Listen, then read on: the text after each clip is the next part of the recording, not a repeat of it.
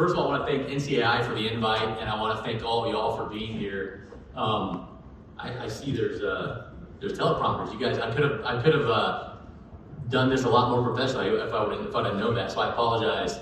My name is Billy Kirkland. I'm the Assistant Secretary at the Department of Interior. A little bit about myself. I'm a proud member of the Navajo Nation via the Atlanta, Georgia chapter. For those of you that don't know, that's just a little east of Albuquerque. I want to start by bringing greetings from President Trump and Secretary Burgum. The President and the Secretary both are very focused on enhancing the quality of life for all Americans. They know that, but they also know that a strong Indian country means a strong America. So creating opportunity in Indian country is a priority for them. When Indian country is strong, they know, as I said, America is strong. But what does that mean, and where does it begin? As we're looking around the room, I think it begins with us. It begins with you, the tribal leaders. I wasn't at the last conference in Seattle, but I heard it was a pretty good time. I was able to watch a little bit of it.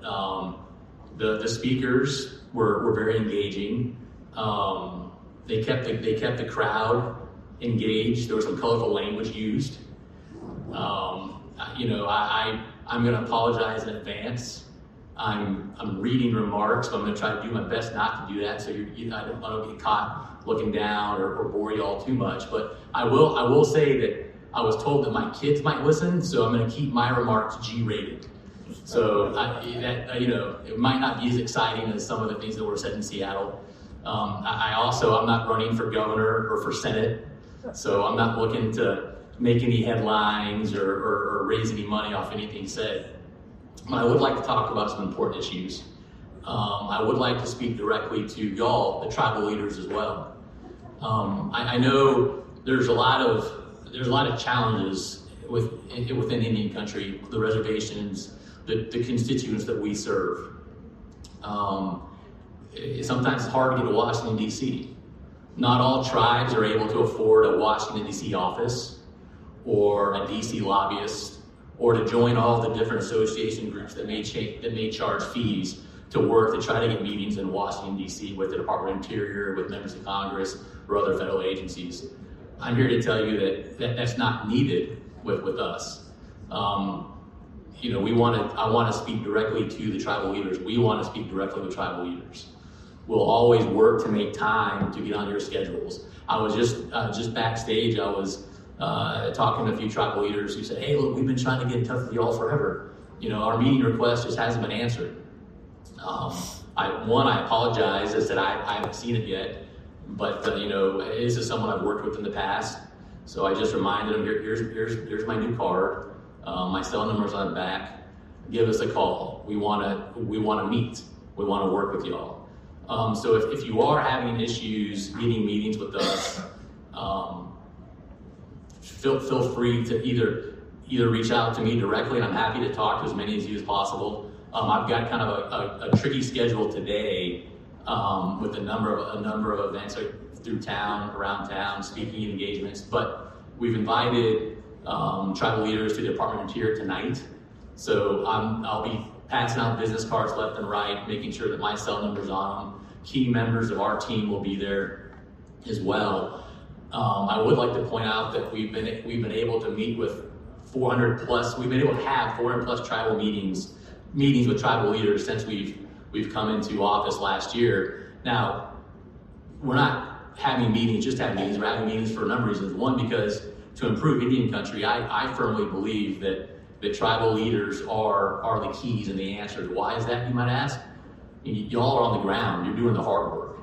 You're responsible for not only identifying the issues, you're also responsible for finding the solutions, and then you're responsible to coming up to DC and holding our feet to the fire, making sure you're working to get resources, present ideas to us, and also, quite frankly, help us speed up any issues or requests that are being made on the tribe's behalf. Tribal leaders are the boots on the ground. When you're back in your communities, whether you're at the gas station or church or schools, the ball fields, the chapter meetings, a powwow, or any other number of community events, you're recognized.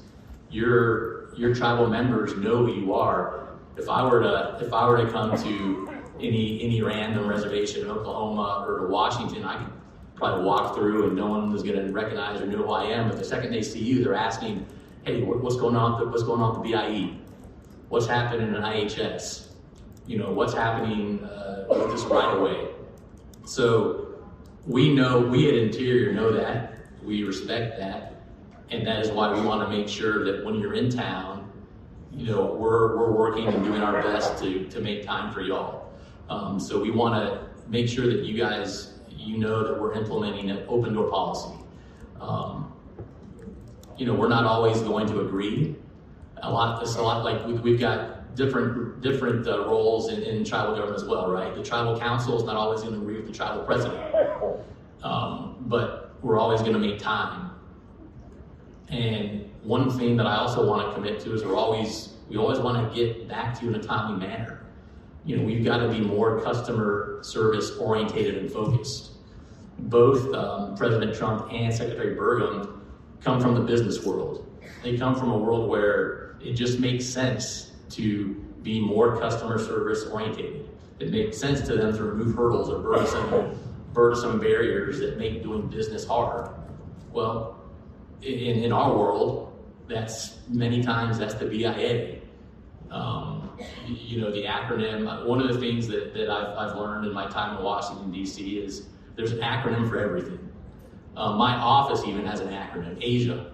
My kids, I've got 3 young children, and they say, "Dad, why do people call you Asia?" And I have to kind of explain to them what that is.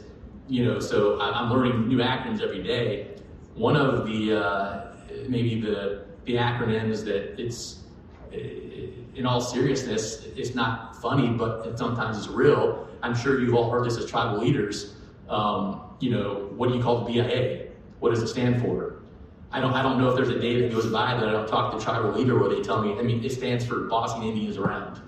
Well, we want to change that. That shouldn't be the case. So help us be more customer service oriented. Help us change that culture. If there are issues that y'all see at the regional level, let us know. If we can be helpful to push something along, let us know.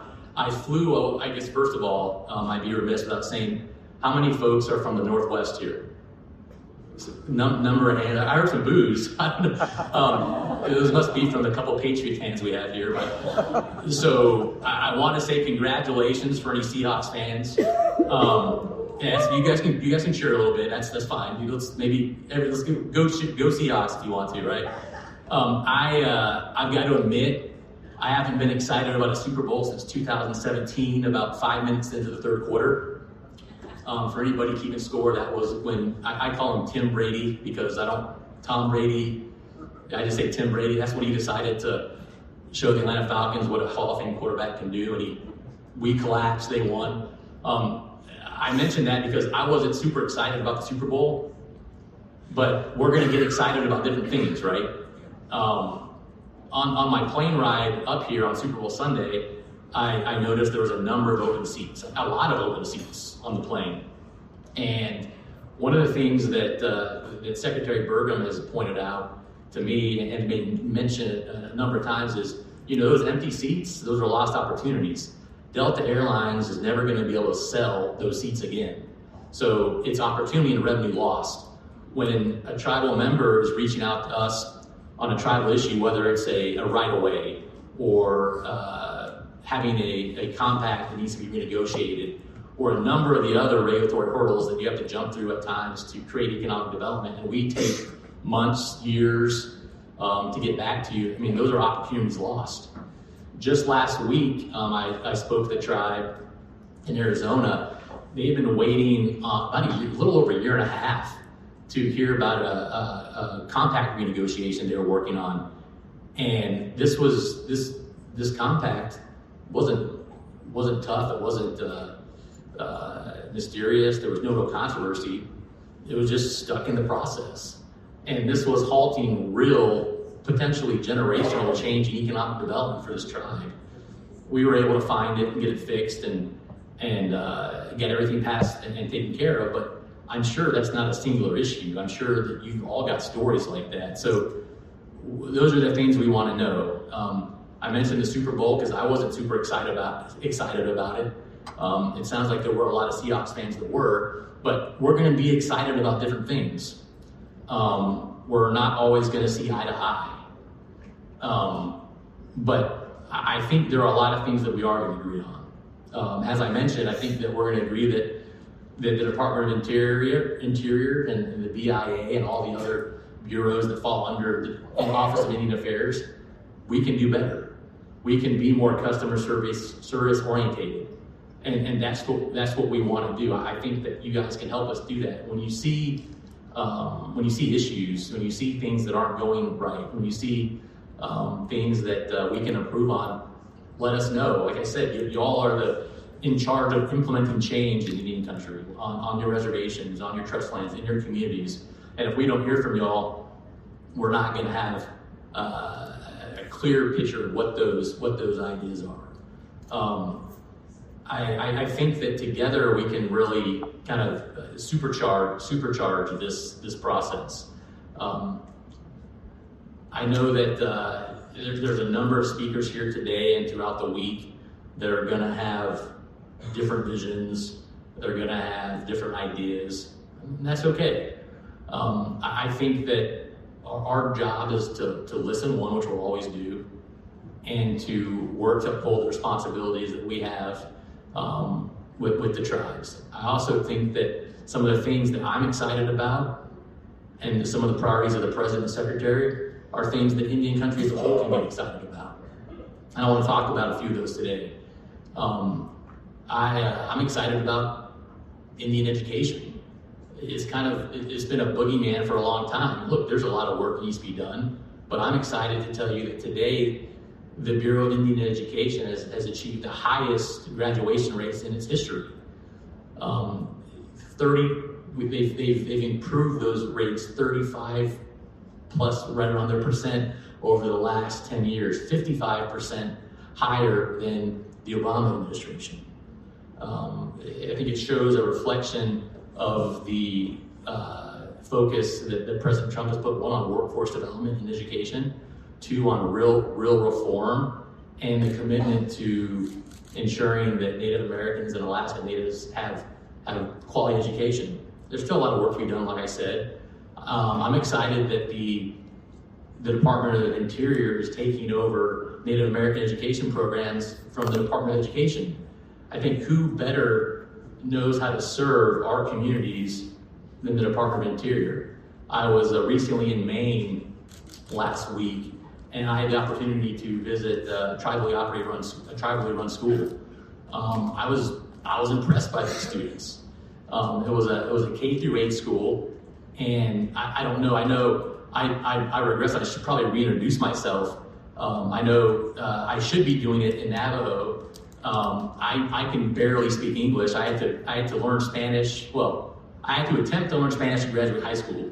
I had to attempt to learn Spanish to graduate college, and let me tell you, I barely graduated both because language is not a skill of mine.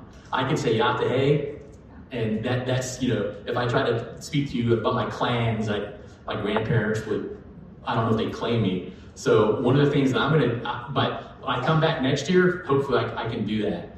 But I mention that because these K through 8-year-old students, I went to their language classes. They were speaking their languages. They were learning about their cultures.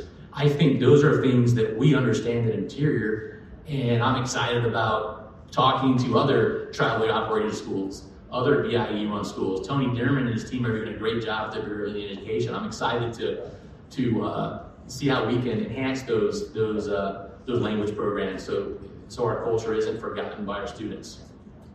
I'm excited about the focus that President Trump and Secretary Burgum are putting on energy dominance and energy independence. As many of you may know, Indian country has over $1 trillion of untapped energy resources on our lands. 30% of the known coal reserves west of the Mississippi are on Indian land. 20% of the known oil and gas reserves are on Indian land. I also know that we don't want to be a hindrance to developing those resources. If a tribe wants to utilize their land to develop these resources and create an economic opportunity for their members, we don't want to slow that down. We want to speed that up. So if there are ways that we are slowing that down, let us know. Give us your advice, how we can help speed that process up. I know that not all tribes are energy tribes. We know that not all tribes are gaming tribes. And I'm glad, because as we get out in Indian country more and I get to visit y'all, I'd probably lose all my money at the gaming tribes.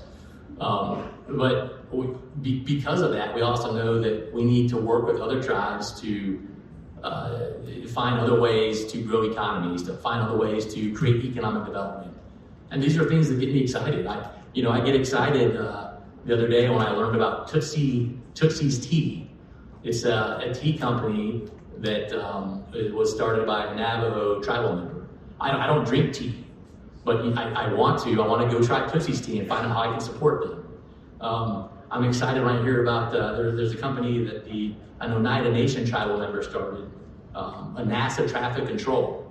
They employ over 100 members, individuals within this company. I could go on. I could list other tribally run organizations, companies, or native-owned businesses. But I know that there can be more. I want to work with the tribal leaders here. We want to work with the tribal leaders here to create more of those opportunities, more real economic development. Because I can tell you this, many of the same issues that we've been talking about for the last 150 years, those are the same issues that we're here talking about now. It's the 50th anniversary of self-determination this year, right? I know that a number of, I don't know this, I'm sure I wasn't part of the resolutions committee, but I'm sure a lot of the same resolutions that the committee is pushing out are the same resolutions that are very similar to those in the past. Much like we're talking about some of the same issues self-determination was meant to alleviate 50 years ago. But I think that, and I know that the real answer to this is economic development. Real sustaining economic development is a jobs program, and that's not a system of grants that we have to reapply for yearly. It's something that we can rely on ourselves. It's something that the tribal leaders can implement. It's real economic development. That is self-governance. It is self-sufficiency and self-determination. Those are that's sovereignty. That's what I want to work with y'all to do. I think that we can partner to do that. Going back, your tribal leaders, your tribal councils, they're going to want to know what was discussed here, what we're doing. I think one of the gifts that has really been given, and I call it a gift because it's true. I don't know how many of you paid attention to the president's rollout of Trump accounts last week. And as I mentioned, I mentioned that I'm from the Atlanta, Georgia chapter of the Navajo Nation. And maybe I need to tell, I don't know what the process is with tribal council or President Bo Nygren to get a new chapter created in Georgia. So maybe don't tell them I said there was a new chapter. But I went to the University of Georgia, so I'm not a mathematician. Georgia, we consider ourselves maybe more of a football school than a academic, beast. So I can count by sevens, I can count by threes, right? I never, but I do understand compound interest a little bit. And I know that when I was born, and I was blessed with more than I deserved, right? I had great parents. I never really wanted for anything. I got more than I deserved, but compound interest, that was something that my parents, we didn't really talk about fiscal literacy that much. These Trump accounts, if you have a child born between January 1st, 2025 and December 31st, 2028, and you open up a Trump account, the Treasury is going to transfer $1,000 directly into an index fund for those children. This isn't money that's just parked. This isn't money that is just sitting there for someone else to spend or maybe gets lost in the Social Security system. This is a direct investment that follows that child for the remainder of his life. That money can be used for education, for home purchases, for whatever. Throughout, as this money follows that child as well, the parents can invest up to $5,000 a year. Now, $5,000 a year is a little bit out of my tax bracket, but even a couple $100 goes a long ways. Just when I mentioned the compound interest, in median market returns, that initial $1,000 when that child is 60 years old could be upwards of $500,000. In a good market and a good economy, you're looking at potentially over $1 million from this $1,000 investment. And that's life-changing money that we all have the ability to take back to our tribal members and tell them about. So I'd like to encourage the tribal leaders, when you go back home, if you've got new parents, let them know. Let them, hey, look, you guys got to go sign up for this. My wife's not here. I hope she's not listening, because maybe I might tell her, honey, we might have to have another kid. We got to take advantage of these Trump accounts. So that's one thing I'd like you to take back to your constituency. I also want to let you know that you've got a lot of agencies speaking here, a lot of representatives here today from different federal agencies. We want to be your partner with those agencies. We talk to our sister agencies all the time, whether it's DOT, whether it's the EPA, whether it's the Department of Energy, whether it's HHS or IHS or the USDA or Department of Homeland Security. We want to help track down information there. If there's something you're not getting an answer on, reach out to us. Let us know. We're happy to do that. We're excited to get out more to Indian country and talk about issues and challenges that y'all are seeing as tribal leaders on your lands. We're excited to work more to make Indian country safer. The congressman was talking about the Badges Act and how to make the Parity Act. These are all things that we want to work with tribes and tribal leaders to enhance. We want to work with y'all on a huge issue, not only of the presidents, but of the secretaries, is probate. It is absolutely ridiculous that tribal members are waiting as long as they are to get back their families' resources, their families' wealth, or their families' homes, because they're stuck in probate for, in many cases, years and years on end. Those are issues that we want to work with you on to solve. I'm excited to learn more about how we can partner.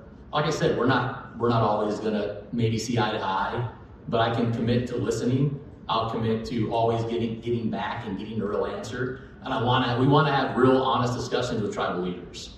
We want to make sure those honest discussions are based in facts and reality. We live in a social media world today, and sometimes the social media rumor mill, it's real, it's tough. We get caught up, we get emotional. I get excited about things. Happy to have those discussions. If there are issues and we see something that we're worried about, give us a call, reach out to us. We're happy to try to track things down. But we want to have those discussions as politely as possible. And like I said, make sure they're based in facts and we're not basing things on social media rumors. I look forward to meeting many of you throughout this week. I look forward to talking with you all tonight at the Department of Interior. I look forward to coming back again and speaking at one of the future NCAI events, where I'm gonna commit to work on my introduction to Navajo and be able to make my aunts and uncles proud, so that they actually claim me if they're watching. But mostly I want to say thank you to the tribal leaders that are here today, because y'all are the ones that make things happen. You are the ones that we rely on to know what's happening on the ground, and also to implement the successes that we know are going to come within Indian country. So that being said, I thank you for your time, and I look forward to talking to y'all more this evening and throughout the remainder of the week. Thank you all very much.